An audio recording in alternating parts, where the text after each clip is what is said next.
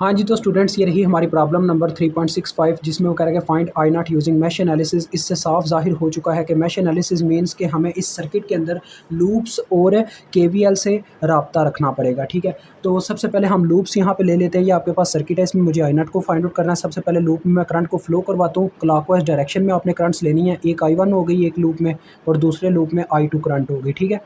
अब ज़रा गौर कीजिएगा, इसमें ज़्यादा कुछ तो हमें इन्फॉर्मेशन नहीं इतनी मिली, लेकिन आई नॉट की मैं वैल्यू यहाँ पे सेट कर सकता हूँ, यानी कि किस वैल्यू को मालूम करने पे मुझे आई नॉट का वैल्यू मिल जाएगा। ज़रा गौर करें, आई नॉट और आई टू बिल्कुल सेम डायरेक्शन में फ़्लो कर रही हैं। अगर हम यहाँ से आई टू को फ़्लो करवा के देखें, ऐसे ये वायर में फ़्लो करती हुई इस डायरेक्शन में जा रही है, यानी कि ये जो लूप्स में करंट फ़्लो कर रही होते हैं, इसका असल मतलब यही होता है कि वायर के अंदर फ़्लो कर रहा होना, ठीक है।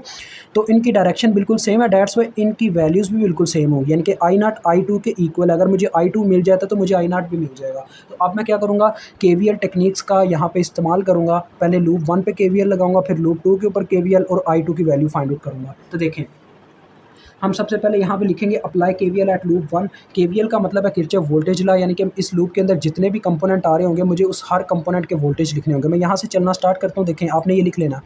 यहाँ से चलना स्टार्ट किया, इसके करंट पॉजिटिव पोल में एंटर हुई तो ये आगे +6 वोल्ट। मजीद आगे बढ़ते हैं तो करंट 6 किलो ओम रजिस्टर में से गुजरेगी, जो कि सिर्फ आई वन होगी। तो इसके अंदर वोल्टेज कैसे पैदा होंगे, ओहम्स लॉ के फार्मूले के अकॉर्डिंग। जैसे आपको पता है जब एक रजिस्टर में से करंट गुजरता है तो करंट इंटू रजिस्टेंस, यानी कि ये फार्मूला होता है वोल्टेज का, तो 6 के आई वन आ जाएगा। नेक्स्ट करंट इस रजिस्टर में से गुजरी, तो देखें इसमें से दो करंट्स गुजरी हैं, तब इसमें वोल्टेज पैदा हो रहे हैं क्योंकि ये दो लूप्स के सेंटर में है। आई वन भी इसमें से गुजरता है, आई टू भी इसमें से गुजरता है। फिर वोल्टेज का कुछ कह लें अनबन होती है आपस में, और फिर जाके इसमें क्या होता है, वोल्टेज प्रोड्यूस होते हैं। अब देखें ज़रा, आपके पास आई वन की डायरेक्शन है डाउनवर्ड, इसमें से जो फ्लो का यानी कि डायरेक्शन है, और आई टू का फ्लो अपवर्ड है, दोनों की अपोजिट डायरेक्शन है। ऐसे ही न्यूटन का जो थर्ड लॉ यानी कि एक एक्शन है तो दूसरा रिएक्शन है।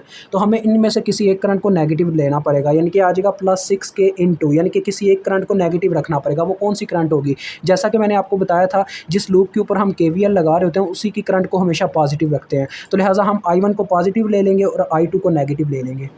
तो इज़ इक्वल टू 0 हो गया, क्योंकि हम वापस आ गए 6 वोल्ट पे, हमने चक्कर मुकम्मल कर लिया, यानी कि ये हमारा पूरा केवीएल लग गया इसके ऊपर। अब आप पहले आई वन वाले कंपोनेंट्स इकट्ठे कर लो। देखो ये हो गया 12 के आई वन, फिर आई टू वाला यानी कि -6 के आई टू, और फिर ये 6 उधर जाके -6 हुआ, ये आपकी आ गई इक्वेशन नंबर 1, ठीक है। अब हम केवीएल लगाएंगे लूप टू के ऊपर। तो देखें, मैं केवीएल यहाँ पे लिख लेना, apply KVL at loop two. यहाँ से मैंने चलना स्टार्ट किया, 6 किलो हम में से करंट गुजरी, आई टू और आई वन भी, फिर से वही बात, आई टू अपवर्ड और आई वन डाउनवर्ड। लेकिन इस दफ़ा करंट कौन सी पॉजिटिव होगी, आई टू, क्योंकि इस दफ़ा केवीएल लग रहा है लूप टू के ऊपर। तो जिस लूप के ऊपर केवीएल लगता है उसी की करंट को पॉजिटिव लिया जाता है। तो आई टू माइनस आई वन आ गया। मजीद आगे बढ़ते हैं, 4 किलो हम रजिस्टर में से बच्चों सिर्फ आई टू गुजरी है, डेट्स वाई आ जाएगा 4 के आई टू, इसके वोल्टेज जो होंगे। नेक्स्ट, इसके पॉजिटिव पोल में ऐसे करंट एंटर करेगी तो ये आ जाएंगे +24, और हमारा चक्कर मुकम्मल, देन इज़ इक्वल टू 0। अब इसका भी आप देखें, पहले आई वन देख लें कितना बनता है, वो बनता है सिर्फ -6 के आई वन। फिर आई टू वाला देख लें, 6 के आई टू प्लस 4 के आई टू, यानी कि 10 के आई टू, और ये 24 दूसरी जानिब जाके -24। ये आपकी इक्वेशन नंबर 2 आ गई। इनको आपने मैट्रिक्स फॉर्म में लिख लेना। मैट्रिक्स फॉर्म में कैसे लिखते हैं, यानी कि इनके पहले आपने कॉन्स्टेंट्स लिख लेने होते हैं। इसका 12 के है, इसका -6 के, फिर 10 के, यानी कि दोनों इक्वेशंस किस तरह से लिख लेने होते हैं। और फिर इनके वेरिएबल्स लिखते होते हैं, आई वन आई टू, और फिर इज़ इक्वल टू वाले नंबर्स। इनको कैसे सॉल्व करना मैं आपको बताता हूँ, कहाँ से देखना। आपने एग्जांपल नंबर 3.1 हमारी निकालनी है हमारे चैनल से। वहाँ पे मैंने वोल्टेज के अंदर यानी कि मैट्रिक्स मेथड में वोल्टेज फाइंड आउट किए थे, तो वो आपने देख लेने, वहाँ पे आपको सारी समझ आ जाएगी, ठीक है। तो आपने बस ये फ़र्क वहाँ पे होगा, वोल्टेज यहाँ पे किलो नहीं होता, उनमें सिंपल नंबर्स होते हैं। तो एक चीज़ याद रखें, अगर रजिस्टर किलो में आना तो हमेशा करंट मिली में आएगी। आपने कैलकुलेटर में इनको बगैर किलो के पुट करना है इस मैट्रिक्स को, ठीक है, यानी कि सिर्फ 12 -6 10, और इन नंबर्स को भी ऐसे ही पुट कर लेना है, और जो वो तरीकाकार है वही अप्लाई करना है, तो आपको एक आंसर मिलेगा। तो फिर मैं आपको आंसर निकाल के दिखाता हूँ, वो जो आंसर मिलेगा और आपने वो लिखना कैसे है, ये आपको यहाँ पे वैल्यूज़ मिल जाएंगी। रुके मैं निकाल के बताता हूँ। इस तरह से आप कैलकुलेटर से आंसर हासिल कर सकते हैं। देखिए, इसने मुझे बगैर मिली के दिया अभी जवाब, यानी कि करंट का मतलब के साथ में मिली भी लगता है, आपको बता दूं क्यों। देखें, आई वन का आंसर है -2.43, -2.43, और आई जो 2 है वो है मेरे पास -3.8, 6 कह सकते हैं, -3.86।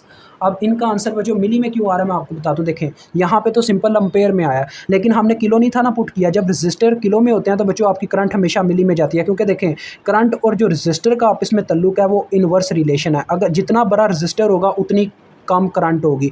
रजिस्टर अगर किलो में है यानी कि 1000 है, तो करंट 1000 का यानी कि 1000 गुना पीछे चली जाएगी, मिली में चली जाएगी। ये किलो है तो वो मिली है, ठीक है। अगर ये मेगा है तो वो माइक्रो है। तो डेट्स वाई आप किलो अगर कैलकुलेटर पे नहीं पुट करते तो आपको वैसे ही पता होना चाहिए आपकी करंट्स मिली में आएंगी, ठीक है। तो ये आपके पास आई है मिली एम्पेयर, ये भी मिली एम्पेयर। तो आपने I2 ही फाइंड आउट करना था जो कि आपका आंसर था। तो ये आपके पास आ गया -3 पॉइंट, इसको 9 भी कह सकते हो, लेकिन 86 है थोड़ा एक्यूरेट आंसर है तो ऐसे ही रहने दो। -3.86 मिली एम्पेयर। ले जी, ये आपका क्वेश्चन डन होता है। खुदा हाफिज़।